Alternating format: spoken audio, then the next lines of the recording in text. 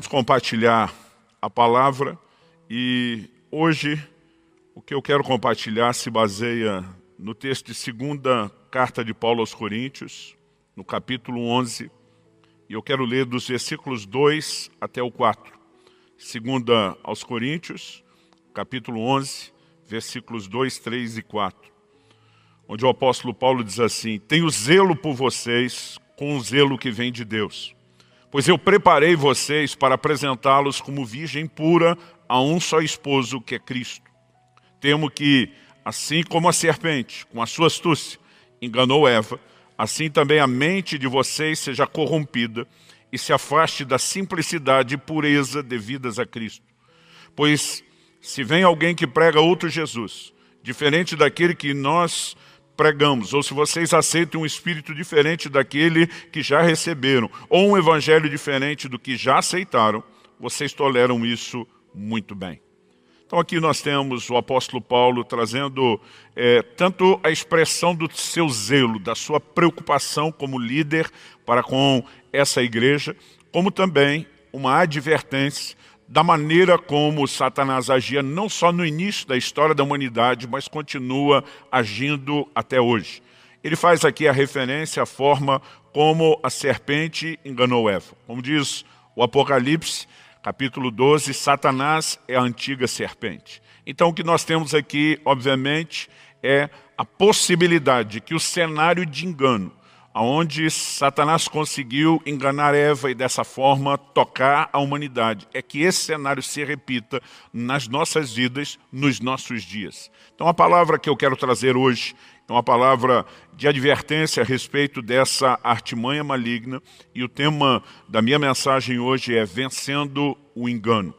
Na semana passada falamos sobre os danos da ignorância, o como nós podemos perder, espiritualmente falando, pela falta de conhecimento da palavra.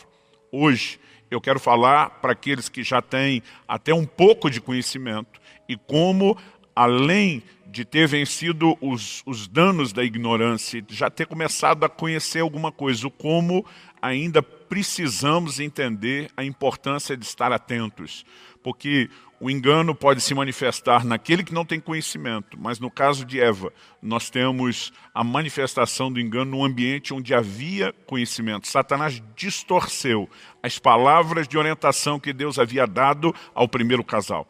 E aqui a preocupação do apóstolo é legítima, quando ele diz: eu temo que assim como aconteceu com Eva, possa acontecer com vocês. Então ele não apenas nos apresenta a possibilidade de repetição do erro, como também ele está mostrando que isso ainda é parte de uma estratégia, de um estratagema maligno para tentar nos desviar do plano e do propósito de Deus. Então, com isso em mente, eu gostaria que nós pudéssemos considerar algumas coisas, né? Satanás sempre tenta, desde o início, abortar a obra divina no ser humano. E o homem foi instruído a prestar atenção, a estar atento. Em Gênesis, no capítulo 2, no versículo 15, a Bíblia diz que Deus colocou o homem no jardim com dois propósitos distintos: para o lavrar e para o guardar. A ideia de Deus colocar o homem para trabalhar, para lavrar, normalmente é mais fácil da gente entender do que a outra afirmação, que Deus o colocou ali para o guardar. Até aquele momento, falando pelo menos na perspectiva, né, dos seres humanos, Adão está sozinho, nem Eva ainda havia sido criada. Guardar o jardim do quê? Ou melhorando a pergunta, guardar o jardim de quem? Desde o início, quando estabelece o homem sobre a terra, Deus estava dizendo: eu estou te confiando algo e você é responsável por proteger isso. Deus estava sinalizando: haverá um inimigo que tentará roubar de você aquilo que eu estou entregando. E é sua responsabilidade permanecer atento e não se deixar ser enganado e nem tampouco roubado. Então, quando o apóstolo Paulo está nos advertindo como igreja, porque essas palavras de Paulo não se limitam apenas à igreja de Corinto, a quem inicialmente ele escreveu, né? Elas foram registradas para que cada um de nós pudesse não apenas ter informação, instrução, mas pudéssemos receber as mesmas advertências. Então nós precisamos entender que essa advertência também se estende a nós hoje, que nós precisamos permanecer atentos contra essas astutas ciladas do diabo, como diz as Escrituras. Então Jesus nos ensinou a respeito dessa luta. Essa luta não é apenas aquele confronto aberto, né, que nós lemos em Efésios 6:12. A nossa luta não é contra a carne e o sangue, mas sim contra os principados, as potestades, as forças espirituais da maldade. Nós precisamos entender que além desse embate aberto, direto, de resistência no reino espiritual, há uma guerra que se trava dia após dia e muitas vezes de uma forma discreta que a gente nem percebe. Por exemplo, em Mateus, no capítulo 5 e no versículo 37, Jesus nos orienta a respeito de um posicionamento firme com a palavra, né? O Senhor Jesus fala a respeito de não necessariamente lançarmos mão ou fazermos uso de um juramento. E ele diz em Mateus 5:37 que a palavra de vocês seja sim, sim e não, não. Ele diz o que passar disso vem do maligno. Em outras palavras, ele está dizendo, se alguém fala sim, e, no entanto, está planejando que a sua resposta prática de conduta seja não, ou vice-versa. Ele diz, se passou do sim é sim e não é não, ele diz, isso vem do maligno. Ele não apenas está mostrando que o inimigo pode nos induzir a um comportamento errado, como está mostrando também um sistema de valores do reino das trevas e não de Deus, mas ele mostra que isso pode afetar as nossas vidas. Então é importante que a gente saiba que ao viver a vida cristã, nós vamos travar uma batalha contínua. Em segunda carta de Paulo aos Coríntios, a mesma epístola onde estamos refletindo, mas dessa vez lá no início, no capítulo 2, o apóstolo Paulo diz o seguinte no versículo 11, para que Satanás não leve vantagem sobre nós. Ele diz, pois não ignoramos quais são as intenções dele. Então ele está dizendo que havia uma clara consciência na mentalidade do apóstolo. Eu não posso deixar Satanás levar vantagem sobre nós, porque ele está sempre tentando levar vantagem. E uma das maneiras de não permitir que isso aconteça é quando, à semelhança de Paulo, a gente diz, não ignoramos quais são suas intenções. A gente está pronto, a gente está preparado, a gente está vigilante. Então, é essa mentalidade que, como cristãos, eu e você precisamos ter em relação à vida cristã como um todo. Mas, neste dia, o foco da minha reflexão, da nossa conversa, é falar de como Satanás vai tentar trazer o engano e a distorção da palavra de Deus. Então, voltando para aquele episódio inicial, que é a referência que o apóstolo Paulo faz, né, de Eva.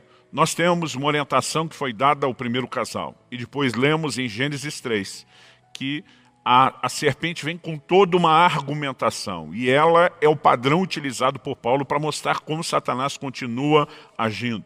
E basicamente a argumentação usada pelo diabo, né, para Eva foi mais ou menos a seguinte. Será que Deus falou exatamente isso? Ou será que o que Deus falou é exatamente o que você entendeu? Então, na verdade, apesar de estar distorcendo o que Deus falou, o ataque é velado, ele não é aberto. A serpente não chega só dizendo, olha, é tudo mentira, não acredita nada disso. Ela simplesmente apresenta uma proposta de recalibrar o entendimento. E é aqui que nós precisamos entender algo. Lembro de anos atrás ter ouvido uma frase do meu amigo pastor Marcelo Jamal, onde ele diz, normalmente a gente pensa que o primeiro pecado no Éden foi a desobediência, né? A desobediência foi a primeira ação externa, ele disse. O primeiro pecado foi a incredulidade, né? Foi aquilo que se instalou no coração, foi questionar a veracidade do que Deus falou. E muitas vezes a gente não percebe, né, que antes da desobediência vem um questionamento, uma relativização, né, daquilo que Deus falou. Será que realmente isso é proibido? Ou será que realmente nós teremos consequências? Será que as coisas realmente são dessa maneira? E quando aquilo que Deus já falou de forma clara e aberta é colocado em xeque, nós precisamos entender que esse é o início de um processo que pode, com certeza, trazer muito dano, né? E até hoje eu percebo que algumas pessoas acabam desacreditando no coração. Será que Deus realmente quer o meu bem? né? Eu vejo a forma como muitos cristãos olham para aquilo que a palavra de Deus proibiu, e é quase como se eles sentissem uma certa dó no coração. Que pena não poder fazer isso, né? E muitas vezes nós estamos partindo da premissa de obediência errada, né? Eu vejo muito crente com aquela filosofia: não, minha religião não permite, é só uma obrigação. Nós precisamos ir além disso, né? A Bíblia diz em Romanos capítulo 1 e depois no 16, no início e no fim da epístola, a Bíblia fala a respeito da obediência da fé. Nós precisamos entender que essa obediência é baseada em fé. Fé que envolve, entre outras coisas, o entendimento de que Deus é justo, de que Deus quer o melhor para nós. Assim como um dia ele falou da nação de Israel, isso não retrata apenas um tempo do relacionamento de Deus com o povo, mas um aspecto do caráter de Deus. Ele diz: eu é que sei os pensamentos que eu tenho acerca de vós. São planos de bem e não de mal, para vos dar um futuro, para vos dar uma esperança. Mas muitas vezes, quando nós estamos de olho naquilo que Deus disse para não fazer, é como se nós estivéssemos questionando: será que Deus realmente quer o meu bem? Será que Ele quer o meu melhor? Será que Ele não está me privando injustamente de algo que seria bom para mim? Então essa relativização, ela sempre vai mexer no cerne do que deveria ser o nosso relacionamento com Deus, que é a fé, porque o justo viverá da fé. Agora, da mesma maneira que nós vemos Satanás relativizando a verdade da palavra com Eva lá no início, né, no Éden, nós também vemos o mesmo acontecendo com Jesus, a mesma tentativa. A diferença é que Eva cedeu e Jesus não. Mas a manobra maligna, ela é muito semelhante. Então, no Evangelho de Mateus, no capítulo 4, nós vemos que quando Jesus está jejuando no deserto e é tentado pelo diabo, a palavra de Deus diz assim nos versículos 5 e 6. Então o diabo levou Jesus à cidade santa, colocou-o sobre o pináculo do templo e disse: se você é o filho de Deus, jogue-se daqui, porque está escrito: aos seus anjos ele dará ordens a teu respeito. Eles o sustentarão nas suas mãos, para que você não tropece em alguma pedra. Eu acho curioso, porque eu me lembro, né, em muitas visitas desde o início do ministério, feitas a muitas casas, em muitas cidades e estados diferentes, eu lembro de ter constatado um padrão de comportamento supersticioso que se repete muito, pelo menos anos atrás se repetia bem mais, né, no brasileiro. É gente que em casa deixava a Bíblia aberta no Salmo 91, como se fosse uma espécie de proteção, né? Imaginando que talvez o diabo veria aquelas promessas de proteção e teria medo e correria daquilo. Isso é uma grande bobagem, porque na tentação de Jesus, o diabo cita o Salmo 91, ele sabe de cor, ele conhece muito bem, né? O que vai manter o diabo longe não são as palavras que estão escritas lá, é o nosso relacionamento, ou o nosso posicionamento em relação àquilo que foi dito a nosso respeito. Então, olha o plano maligno, ele vem citando: olha, está escrito, os seus anjos vão receber ordem para te guardar, então pode pular daqui de cima. Eu gosto da resposta de Jesus, que no verso 7 diz: também está escrito. Esse também está escrito nos mostra que a verdade da palavra de Deus, ela está no todo. Nós muitas vezes deixamos de prestar atenção num detalhe importante, que a maioria das heresias, dos enganos, né, das falsas doutrinas, religiões, todas elas nasceram a partir, né, de verdades da palavra de Deus, que obviamente foram distorcidas, foram tiradas de um contexto, foram isoladas do seu todo. E muitas vezes eu vejo pessoas dizendo: não, mas ele citou um versículo bíblico. E nós precisamos de conhecimento da palavra de Deus para justamente não ser enganado com aplicações distorcidas. Então, quando o diabo começa a distorcer a aplicação do Salmo 91, a resposta de Jesus é: também está escrito, não tentarás ao Senhor teu Deus. Esse Deus que estabeleceu leis naturais, Ele espera que de fato nós também as respeitemos.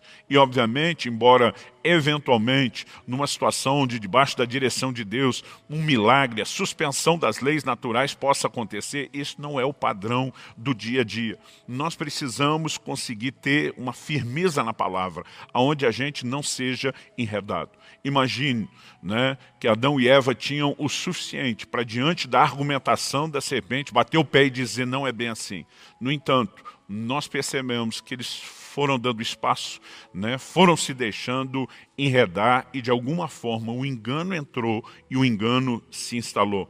Ao longo de quase 27 anos de ministério pastoral, né? Fora os anos que já estava pregando a palavra de Deus antes de ir para o ministério pastoral, então são quase 30 anos já pregando a palavra de Deus. Eu tenho visto muita gente que infelizmente ao longo do caminho se deixou vencer pelo engano. Não apenas gente que um dia acorda e diz não quero mais saber de Deus, mas gente que o diabo foi afastando com argumentações, né, mescladas de muito engano, distorcendo a verdade da palavra de Deus. Infelizmente, eles foram se perdendo ao longo do caminho. Em Mateus, no capítulo 13, no versículo 19, nós vemos Jesus, ao explicar a parábola do semeador, dizendo que aquela semente caiu à beira do caminho, e a Bíblia diz que as aves vieram e comeram aquela semente, né? Ele mostra que o significado é o seguinte: as aves são os demônios, a semente é a palavra de Deus. Significa o quê? Que o reino das trevas, o reino de Satanás, até hoje, trabalha focado numa missão: roubar a palavra.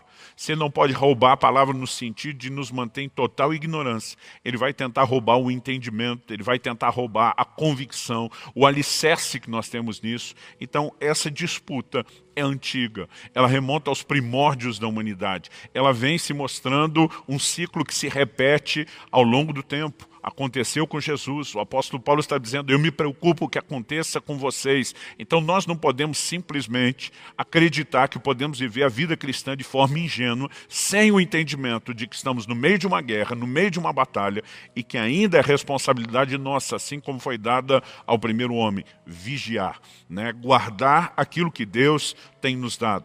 Em Atos, no capítulo 19, no versículo 20, eu particularmente gosto da forma como a palavra de Deus, né, fala a respeito dessa ação da palavra, e eu acho que isso merece a nossa atenção. O apóstolo Paulo estava na cidade de Éfeso pregando, eles viveram um verdadeiro avivamento, uma manifestação extraordinária da palavra de Deus sendo anunciada. E o verso 20 diz assim, assim a palavra do Senhor crescia e prevalecia poderosamente. Né? O que a palavra de Deus crescer? Aqui ele não está falando sobre volume. Né? Ele também não está usando o termo apenas que a palavra de Deus se espalhava. Então, se ela não aumenta em volume e se aquilo que foi falado se limita a um lugar geográfico específico, né? Houve um impacto em toda a cidade. Ele não está falando nem de espalhar para mais pessoas e ela não aumenta em volume. O que significa isso?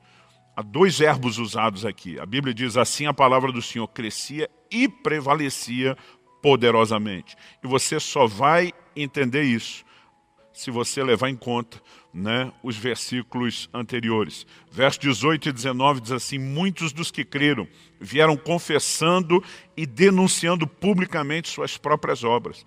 Também muitos dos que haviam praticado magia, reunindo seus livros, os queimaram diante de todos. Calculado o valor dos livros, verificaram que chegava a 50 mil denários. O denário era o pagamento de um dia de trabalho. Né? A Bíblia está falando aqui de 50 mil denários. Era uma alta soma, mas aquele povo se desfez dessas coisas. Por quê? Porque a palavra de Deus gerou tamanha convicção. O arrependimento foi tão forte. Né? Eles, de fato, se posicionaram pela palavra. E aqui nós vemos o quadro oposto. Deus eliminando o engano da vida deles através da revelação da palavra. Muitas vezes o que o crente ignora é que depois dele ter a revelação da palavra, o diabo tentará o caminho oposto, eliminar a palavra através de inserir o engano. Quando a Bíblia diz, né, que a palavra do Senhor crescia e prevalecia, ela está nos dando essa informação de que quando a palavra prevalece, o inimigo perde. Mas também tem o outro lado, vice-versa.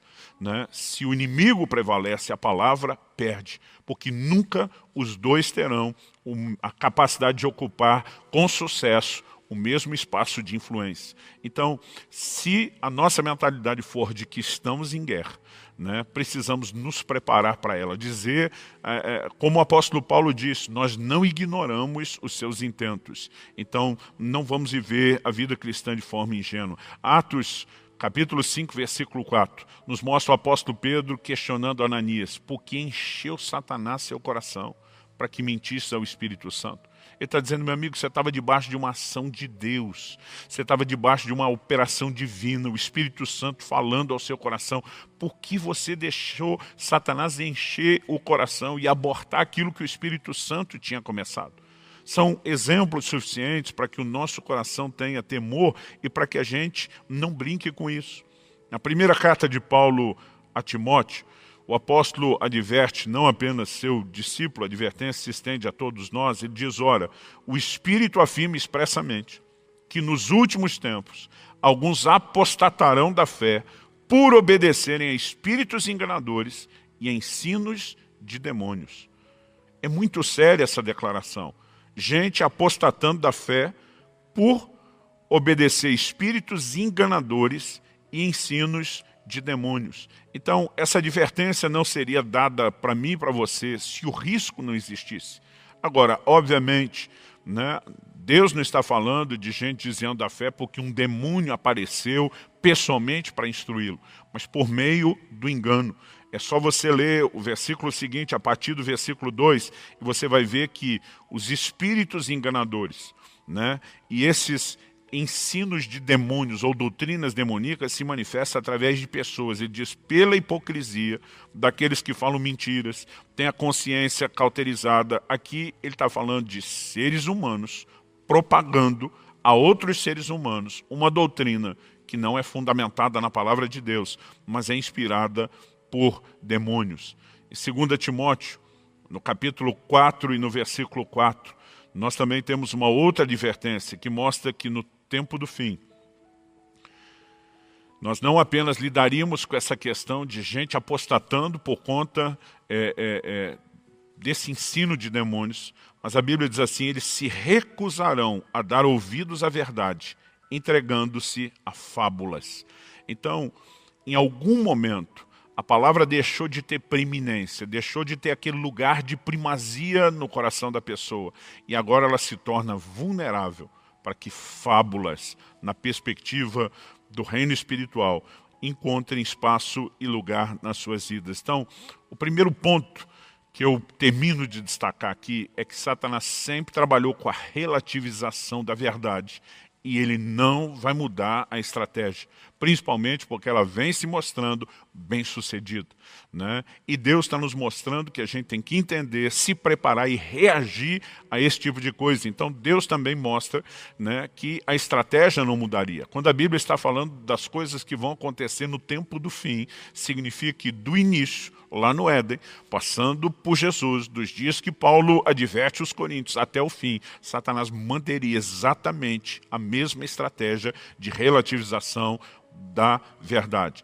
Agora, distinguido, discernido a forma como o inimigo opera, o que eu e você precisamos compreender de forma prática é como resistir esse ataque.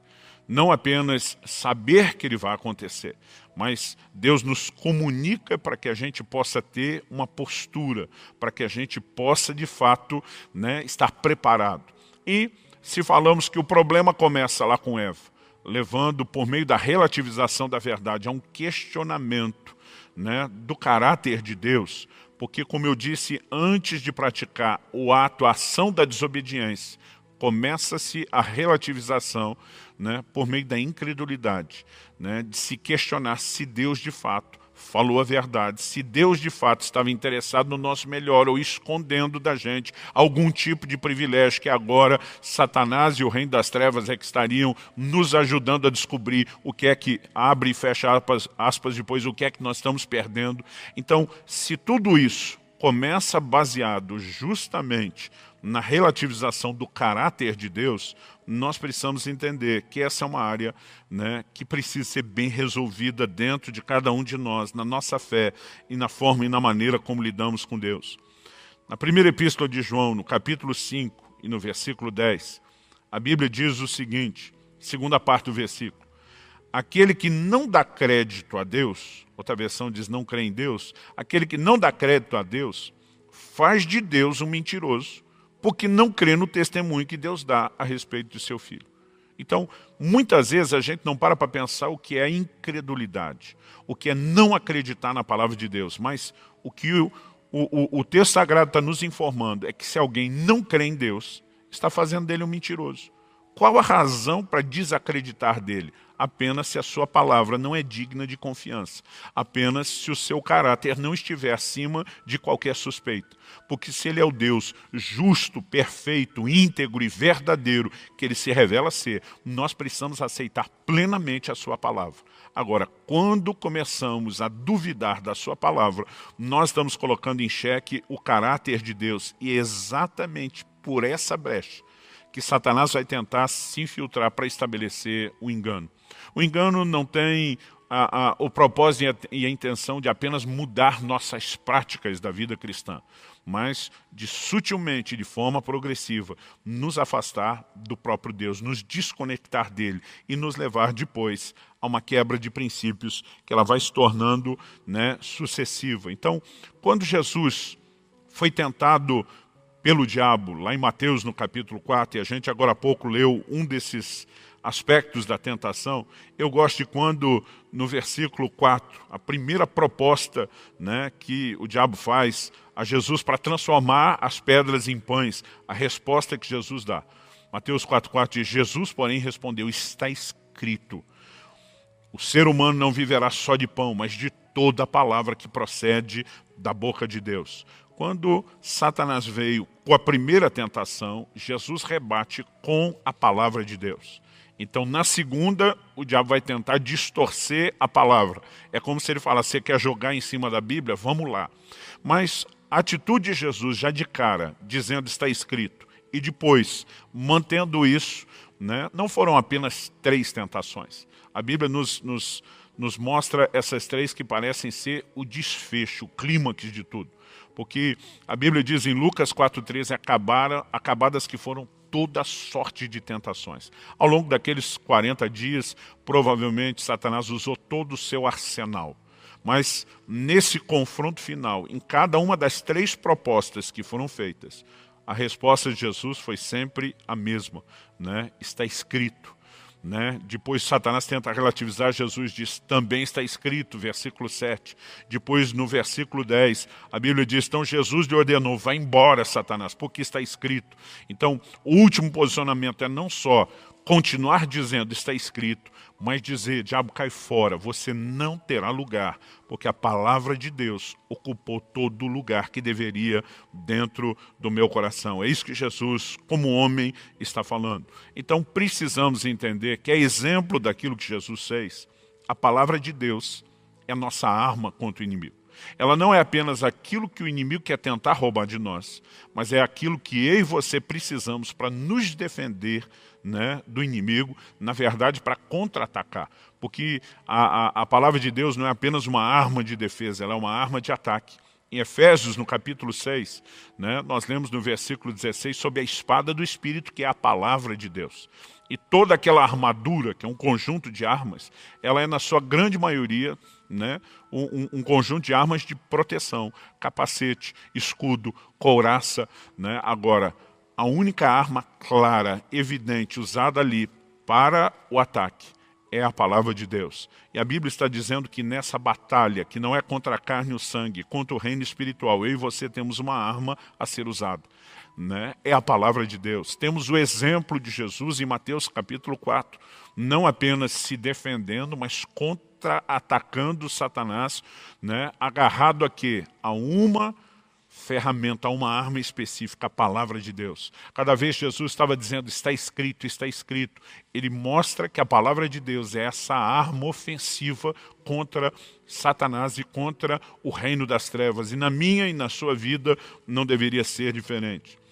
Em 1 de João, no capítulo 2, primeira epístola de João, capítulo 2, versículo 14, a palavra de Deus diz assim, filhinhos, escrevi a vocês porque conhecem o Pai. Pais, escrevi a vocês porque conhecem aquele que existe desde o princípio. Jovens, escrevi a vocês porque são fortes. E a palavra de Deus permanece em vocês. E vocês já venceram o maligno. Olha a relação. A palavra de Deus permanece em vocês. E, portanto, vocês já venceram o maligno. Quando ele diz, eu escrevi a vocês porque vocês são fortes, ele não está falando mera e simplesmente da força física da juventude. Até porque aqui as expressões filhinhos, pais, jovens, ela tem mais a ver com o estágio da fé em que cada um se encontra. Mas ele está dizendo, olha, vocês podem ainda não ter chegado à maturidade de ser tratados ou chamados como pais, mas vocês também já não são aquelas criancinhas. Vocês já receberam o crescimento que vem por meio da palavra, né, do puro leite espiritual que ajuda vocês crescerem para a salvação, fazendo analogia, né, lá com 1 de Pedro 2. Então ele está dizendo, vocês precisam entender que vocês são fortes. Por quê? Porque a palavra de Deus permanece em vocês e essa força da palavra de Deus em vocês leva vocês a vencerem o maligno. É fato que a palavra de Deus é arma para que a gente resista, vença e prevaleça sobre o inimigo. Em Apocalipse, no capítulo 2 e no versículo 16, nós temos uma outra informação que nos ajuda a consolidar essa visão. O Senhor diz assim, portanto, arrependa-se, senão irei até aí sem demora e lutarei contra eles com a espada da minha boca. Aqui é o próprio Jesus falando, com a espada da minha boca. No final do Apocalipse nós vamos ver de novo que da sua boca sai uma espada afiada e isso é apresentado no contexto em que Jesus vai lutar contra os seus inimigos. Mas aqui ele está falando de lutar contra o engano dentro da igreja. Se você ler o versículo anterior de Apocalipse 2,15, né, o Senhor diz, além disso estão também aí em seu meio os que seguem a doutrina dos nicolaítas. Deus está dizendo que tem uma doutrina estranha, tem engano. Então ele diz, eu vou lutar com a espada que sai da minha boca. O que é espada? A mesma mencionada em Efésios 6,16, a espada do Espírito, que é a palavra de Deus. Interessante que o apóstolo Paulo escreve a Timóteo, né? E ele fala sobre o obreiro aprovado que maneja bem a palavra da verdade. O termo manejar, né, não está falando de se usar com a mão a Bíblia, até porque naquela época, né, a versão escrita que eles tinham eram pergaminhos que nem todos tinham acesso e nem carregavam por aí. Né? Eu já vi gente dizer, não, você tem que manejar bem a palavra, tem que saber achar onde estão escritas as coisas. Isso, na verdade, era uma analogia, assim como um bom soldado manejava bem a espada, a Bíblia está dizendo que eu e você temos que manejar bem a palavra. Então, de vez em quando, Deus está colocando a palavra na mão e a espada na boca. As duas figuras convergem num lugar só. A nossa guerra é travada contra o reino das trevas por meio do nosso envolvimento com a palavra de Deus. É por isso que eu e você precisamos de conhecimento bíblico. Né? Nós precisamos de alicerce nas Escrituras para que a gente não seja vencido pelas tentativas de Satanás de nos conduzir ao engano. Em segunda carta de Paulo aos Coríntios, né, a gente já tirou várias citações dessa epístola, parece que Paulo estava seguindo uma linha muito específica. Em segunda carta de Paulo aos Coríntios, no capítulo 10, nos versículos 3 e 4, nós também temos uma outra revelação a respeito desse tipo de batalha. Paulo diz, porque embora andemos na carne, não lutamos segundo a carne. Aos Efésios ele diz, nossa luta não é contra a carne e o sangue. Agora ele está dizendo, nós habitamos na carne, vivemos, nos expressamos por meio de um corpo, mas não lutamos segundo a carne. O que ele está dizendo? Verso 4, porque as armas da nossa luta não são carnais, mas poderosas em Deus para destruir fortalezas. Então ele está dizendo, nessa batalha, já que ela não é contra a carne e o sangue, ainda que nós estejamos lutando na carne, não estamos lutando, né, com carne do outro lado, nossas armas são espirituais. Eles são poderosas em Deus, elas podem destruir fortaleza. Agora é o que ele diz, destruímos raciocínios falaciosos e toda arrogância que se levanta contra o conhecimento de Deus e levamos cativo todo pensamento à obediência de Cristo. Tudo o que Paulo está falando a respeito das armas e dessa luta envolve o quê? Fortalezas que estão ligadas aos raciocínios, uma arrogância que se levanta contra o conhecimento de Deus. Ele fala sobre levar cativo o pensamento à obediência de Cristo. Né? E aqui ele não está dizendo que Deus escraviza a forma de alguém de pensar, mas é como se ele falasse que numa batalha, se o pensamento está tentando ser levado cativo para o outro lado, nós lutamos e trazemos o pensamento cativo para o lado de cá. Não significa tomar cativo a mente e o pensamento das outras pessoas, mas principalmente proteger a nós, por meio dessa consciência da palavra, dizendo, vou andar na obediência de Cristo. Quando nós começamos a entender essas coisas, eu acredito que fica muito evidente que a forma de resistir a esse ataque é por meio de um alicerce claro na palavra de Deus, que cada um de nós precisa ter. Em Tiago, no capítulo 3, nós lemos mais uma vez a respeito de como pode haver uma influência maligna, mesmo na vida daqueles que estão servindo a Deus e professando a fé. O apóstolo Paulo diz o seguinte, ele está falando de um ambiente de confusão, de conduta dentro da igreja. Ele diz no verso 14 de Tiago 3, só para formar aqui o contexto, ele diz, se pelo contrário, vocês têm em seu coração inveja amargurada, sentimento de rivalidade, não se gloriem disso, nem mintam contra a verdade. Aí ele vai dizer no 15, esta não é a sabedoria que desce lá do alto. Se não é a sabedoria que desce do alto de Deus, o que é? Ele diz assim, pelo contrário, ela é terrena, animal e demoníaca. E diz, pois onde há inveja e rivalidade, aí há confusão e toda espécie de coisas ruins.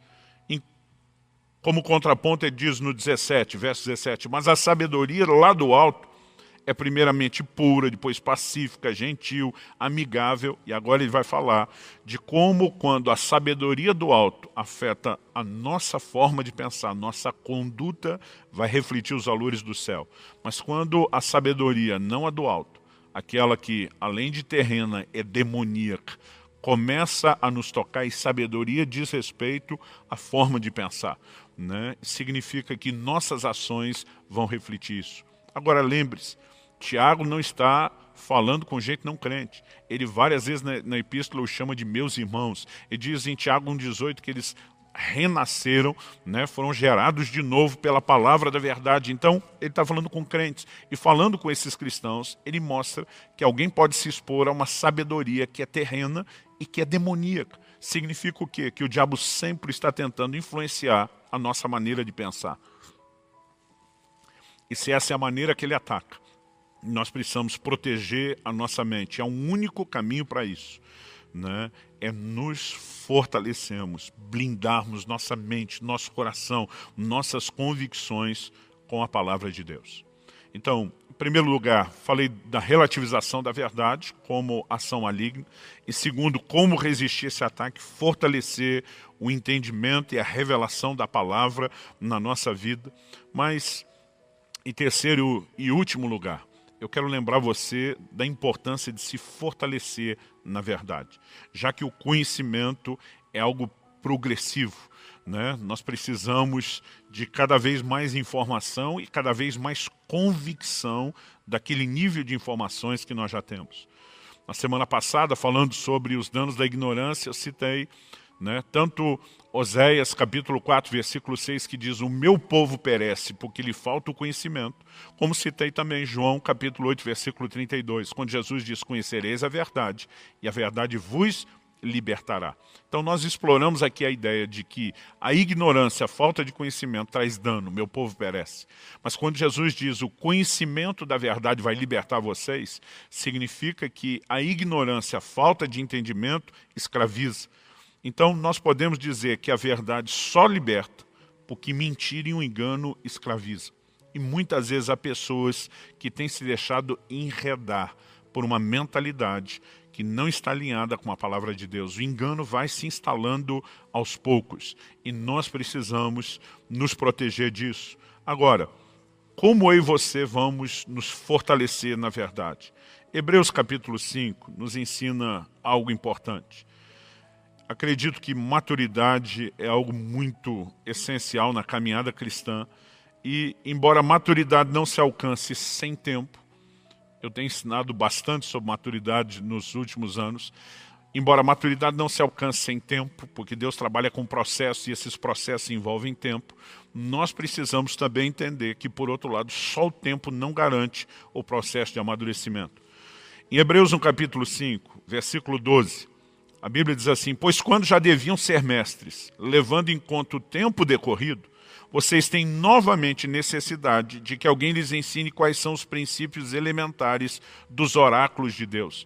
Em outras palavras, o texto está dizendo, quando vocês tinham que ser mestre ensinando, vocês têm que voltar àquelas primeiras aulas do beabá da fé. Então, depois de falar isso, ele termina dizendo o seguinte: passaram a ter necessidade de leite e não de alimento sólido. Aqui ele está localizando o nível de maturidade de vocês são crianças.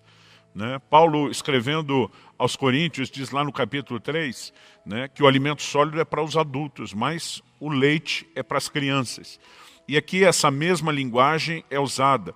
Ele diz no versículo 13, olha, todo aquele que se alimenta de leite é inexperiente na palavra da justiça, porque é criança.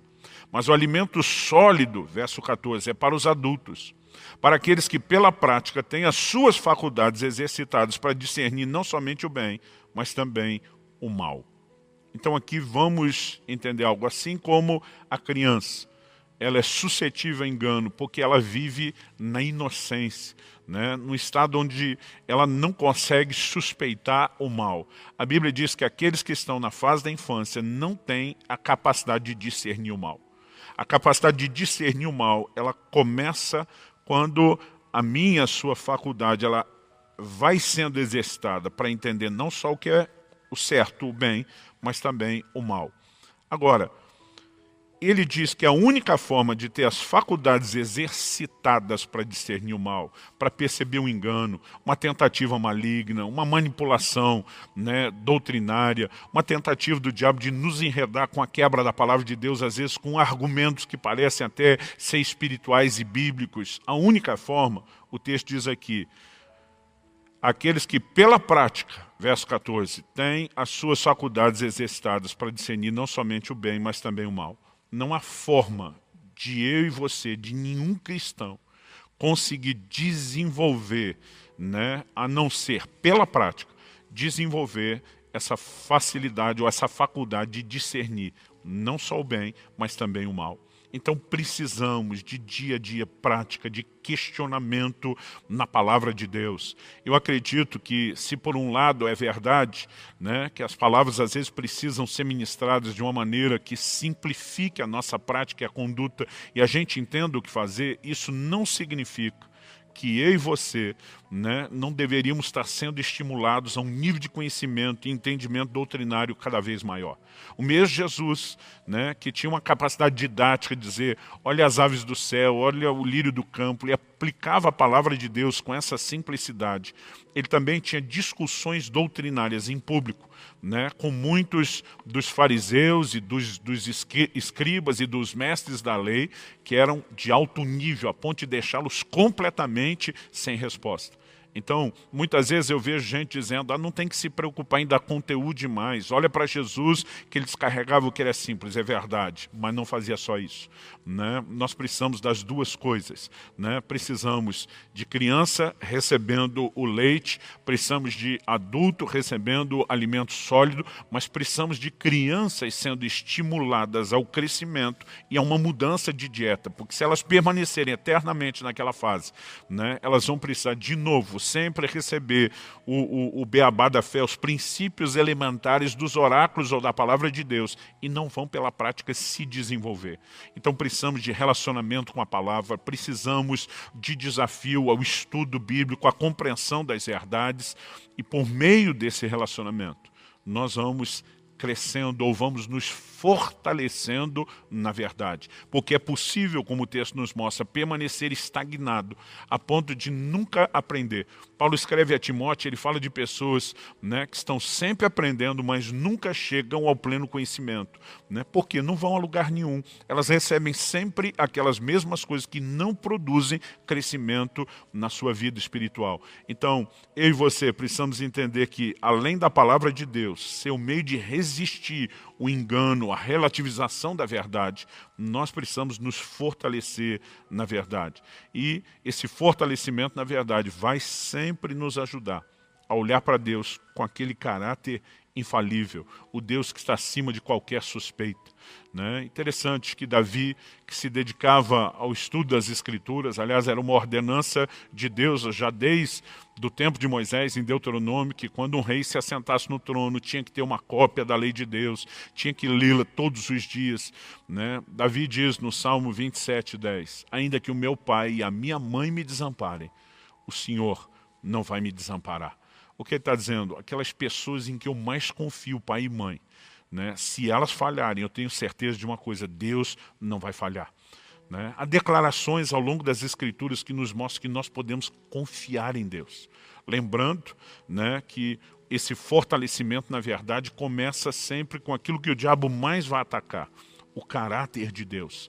Né? Para que o engano não entre, eu e você precisamos ter sempre esse alicerce. Isaías 49:15, Deus diz, pode a mãe que amamenta seu filho esquecer-se da criança que mama, apesar da resposta padrão ser não, porque de vez em quando surge uma ou outra mãe desnaturada. Deus chega ao ponto de dizer, ainda que essa se esqueça. E eu gosto de dizer que o amor de mãe é o mais sagrado, elevado e sacrificial nível de amor que o ser humano conhece. Deus diz, ainda que ela se esqueça do filho. O Senhor diz, eu não me esquecerei de vós. Tem os vossos nomes escritos nas palmas da minha mão o tempo todo. Deus está dizendo, eu não vou falhar com vocês. A Bíblia diz, é impossível que Deus minta. Né? Ele é o Deus que diz, nunca te deixarei, jamais te desampararei.